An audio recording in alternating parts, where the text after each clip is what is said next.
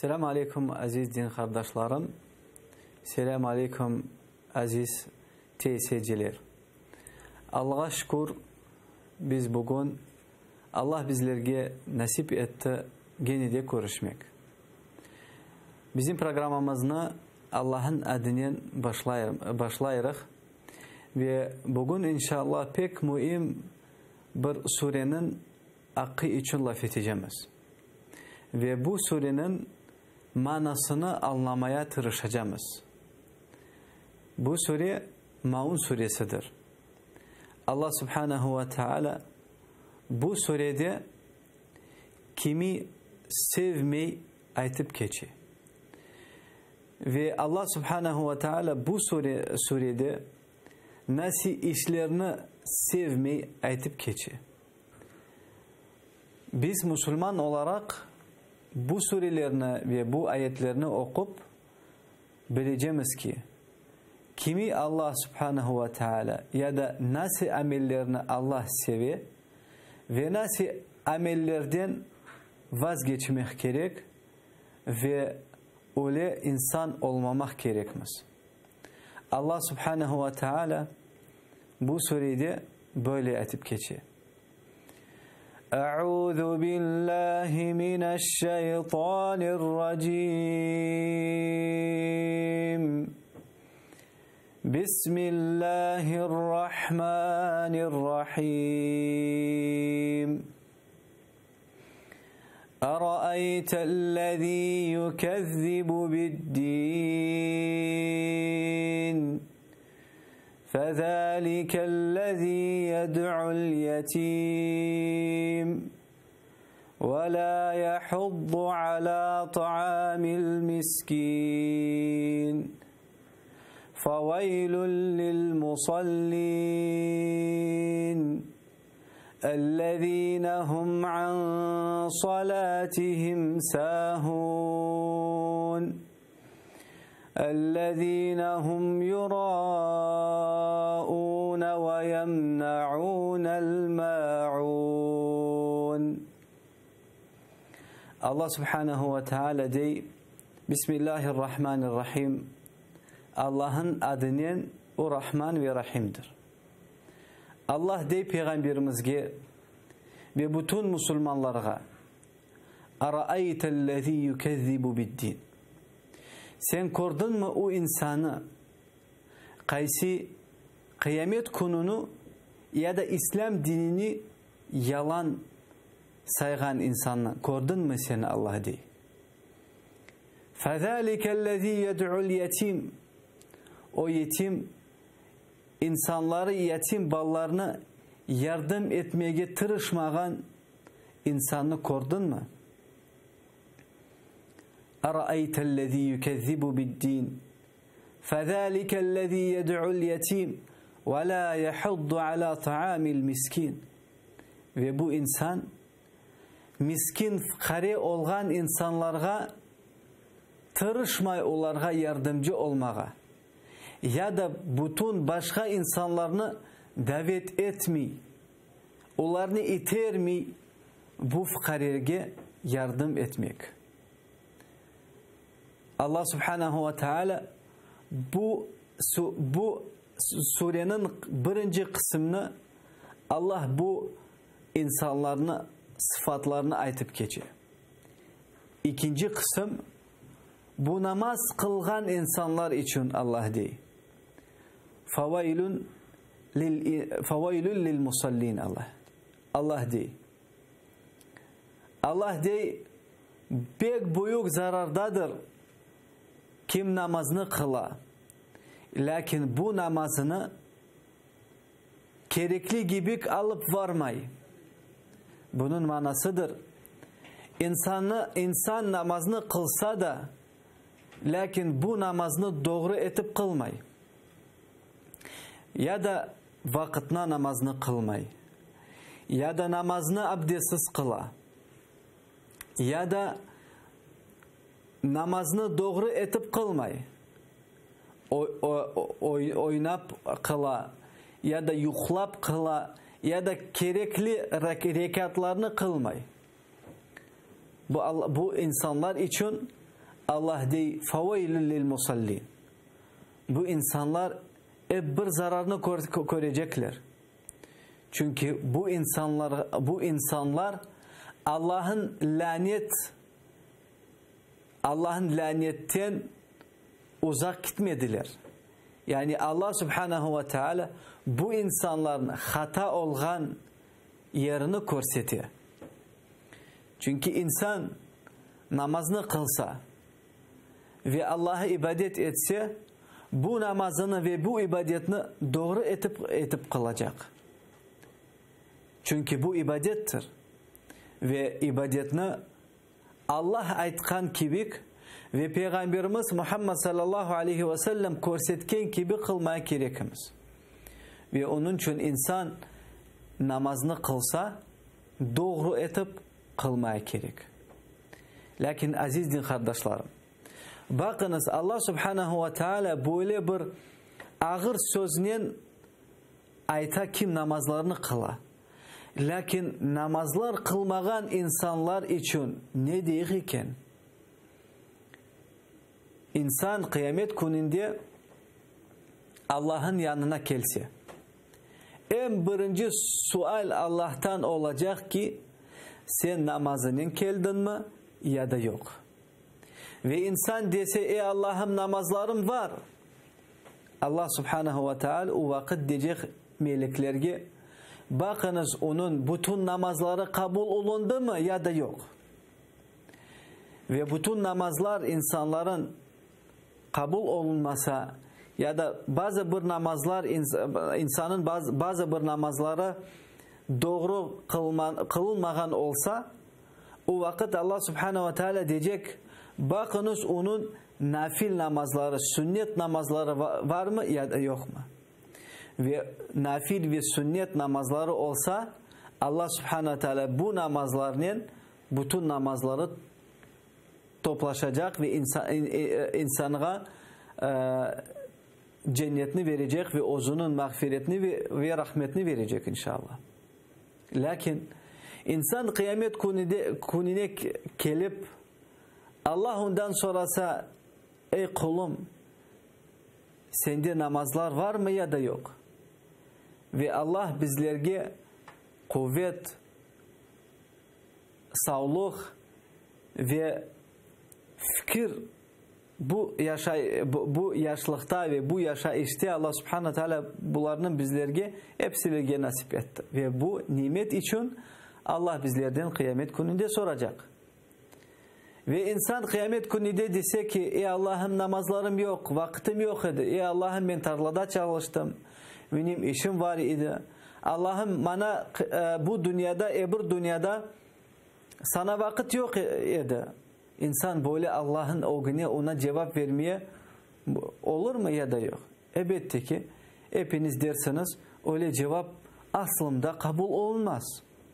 Ve onun için Allah Subhanahu Teala bizlerge bu dünyada zaman ve vakit verdi. Birimiz 10 yıl yaşay, başkası 20 yıl yaşay, üçüncüsü 40 yıl, 50 yıl, 60 yıl, 70 yıl, 80 yıl. Lakin hepimiz ne kadar yaşamasak da hepimiz Allah'a kaytacağız. Ve hepimizge Allah Subhanahu Teala bir sual verecek. Sen namaz ne kıldın mı ya da yok. Onun için aziz din kardeşim, şimdiki zamanda namazlarını kılsan, senin namazların daha da ihlaslı ve daha da doğru olsun deyip tırış ve namazlarını doğru etip kıl. Lakin şimdi sen namazlarını kılmasan, şimdiden niyetlen ve şimdiden Allah'a tövbe etip niyet al. Ey Allah'ım şimdiden senin rıza için namazlarımı kılarım. Ve görüyorsun ki Allah Subhanahu ve Teala nasıl sana da yardımcı olur. Allah Subhanahu ve Teala dey فَوَيْلٌ لِلْمُصَلِّينَ اَلَّذ۪ينَ هُمْ عَنْ صَلَاتِهِمْ سَاهُونَ. Allah dey zarar görecekler kim namazlarını vaktine kılmadı ya da doğru kılmadı ya da namazlarını oynap kıldı. اَلَّذ۪ينَ هُمْ يُرَاءُونَ Kim namazlarını başka insanlara riya etip korsetiyor. Ya da insan Allah için, Allah rızası için namazını kılmay, lakin kıla bakınız bana insanlar, başka insanlar desinler ki bu insan maşallah namazını kıla. Bu insan maşallah bir imanlı insan. Bu amellerini Allah hiçbir vakit insandan kabul etmez. Çünkü Allah bütün ibadetlerini tekim Allah rızası için ve niyetlenip Allah için bu niyetlerini Allah kabul eder. Lakin insan misal için sadaka parasını verir. Ve insanın niyeti olacak. Tekim Allah rızası için bu sadakayı vereceğim. Sağ kolundan vereceğim ki sol kolum görmesin. Bunun manasıdır. Yani insanın yürekte hiçbir başka niyet olmayacak. İnsan dese ki ben misal için şimdi sadakayı veririm ya da sadakayı veririm ve bana men için başka insanlar desinler ki maşallah bu insan nasıl takvalı, imanlı bir bay insan, bakınız nasıl sadakalarını veriyor. Bu insanın yürekte niyeti olsa iken Allah subhanahu teala bu insanın ibadetini hiçbir vakit kabul etmez. Ve öyle de namazdır. İnsan namazını kılgan vakit tekim Allah rızası için namazını kılacak. İnsanın yürekte başka niyet olsa ki, misal için insan namazını kıla, başka bir imam, hoca ya da komşu ya da başka bir insanlar bu insan hakkında deseler ki o maşallah nasıl bir takvalı, imanlı bir dostumuz var iken ya da komşumuz var iken bu insanın niyeti yürekte olsa hiçbir vakit Allah bu insanın namazını kabul etmez. Ve Allah diyor وَيَمْنَعُونَ الْمَعُونَ ve onlar ki pek balaban zararını görecekler. Kim ozu vermeyi, ozu yardımcı olmayı ve başka insanlara yardımcı olmak ve yardımını göstermek, davet etmeyiler ya da onlarını o yaxşı amelden vaz tutarlar ya da deyler vazgeç bu şeyden. Bu surenin kısaca manası Allah subhanahu ve teala insanda bu sıfatlarını sevmeye hiçbir vakit. Kim kıyamet gününü yalan deyip söyleyir. Ya da kim bu dini, İslam dinini yalan söyle, yalan olan, aynı bu yalandır. Bu insan öyle oylasa ki Allah subhanahu teala bu insanı, böyle insanların sıfatlarını sevme ve böyle insanlarını sevme. Çokumuz ya da hepimiz kıyamet gününe ve bu dünyanın sonuna inanmaya gerekimiz. Lakin bazı bir laflarını işitmeye mülkün insan değil. Kim anda kıyamet gününde ya da kim anda cennetke gelip varıp geldi. Ben öyle yani cennetke ya da kıyamet gününe inanmam. Çünkü andan birisi kayıtmadı. Ve hakiki bu imandır.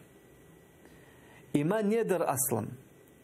Hakiki insan görmegen şeye inansa bu imandır. Lakin bu kitap olganını deli insan da inanmağa mülkün. Yani kör insan olsa da bu kitabını tutup o şeye inanır. Lakin Allah subhanahu teala bizlerden biz görmegen şeyine ve tutmagan şeyine inanmağa Allah bizlerden talep ediyor. Ve onun için kıyamet gününü biz hiçbir vakit görmedik. Lakin göreceğiz inşallah. Cennet ve cehennem şimdi bu dünyada vardır. Şimdiki zamanda var olar. Lakin biz görmedik ve onu duymadık. Lakin bu şeyge inanmağa gerekmiz. Çünkü hakiki bu imandır. Ve biz Allah'ı görmedik. Lakin Allah'ın varlığına ve birliğine inanmağa gerekmiz. Çünkü biz bütün Allah'ın mahlukatlarını görüyoruz ve bu birinci bizge bir sebep ya da bir delil ve ispat Allah'ın varlığınadır. Ve Allah sevmiyor insanlarda bu sıfatlarını. Kim kıyamet gününe inanmay ya da İslam dinine inanmay ve kim yetim olgan ballarga yardımcı tırışmağa ya da yardım көрсетmege olmağa istemegen insanlarını Allah sevmiyor hiçbir vakit. Ve böyle sıfatlarını Müslüman insanda Allah istemiyor görmege. Ve Allah sevmiyor kim Allah'ın o güne gelip namazını kılıp namazını doğru etip kılmay ya da namazını vakitine kılmay. Bazı bir insanlar deyirler ki men bütün gün çalışam, vakitim yok namazını vakitime kılmağa ve akşam bütün 5 namazlarını kılarım. Lakin Allah subhanahu ve teala Kur'an-ı Kerim'de böyle diyor. İnne salate kânet alel mu'minine kitaben mevkuta. Namazlar Müslümanlarga ve Allah'ın kullarga onu kılmağa bir mahsus vakitte Allah emir etti. Bunun manasıdır. Her bir namazının vakti var. Ve bu namazını bu vakitte kılsan Allah kabul eder. Lakin insan vakitine namazını kılmasa ve onun imkaniyeti var idi vakitine kılmağa Allah subhanahu teala bu insanın namazını kabul etmez. Çünkü Allah her bir namazına vakitini verdi. Ve onun için her bir Müslüman, her bir insan namaz vakitine gelgen vakit bütün başka işler çetke duracak. Ve en birinci namaz olacak. Böyle insanın yaşayışı olsa, böyle insan onun hayatını, böyle hayatında bir tertip koysa, Allah'ın rahmetini ve Allah'ın yardımını daima o'zining ko'rajak. Çünkü Allah subhanahu ve teala Kur'an-ı Kerim'de de وَمَنْ يَتَّقِ اللّٰهَ يَجْعَلْ لَهُ مَخْرَجًا. Kim Allah'ın korsa ki Allah bu insana daima yardımcı olacak.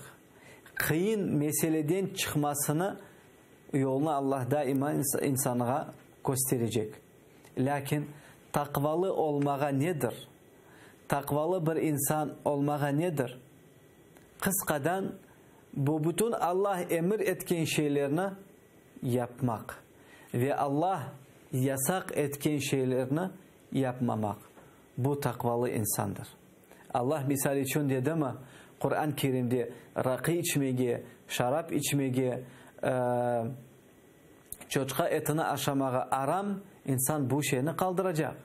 Allah subhanahu wa ta'ala Kur'an-ı Kerim'de ayıttı mı bizge namazını kılınız, zekatını veriniz, orazayı tutunuz. İnsan bu şeylerini yapsa yani Allah'ın emir etken şeylerini yerine getiriyor.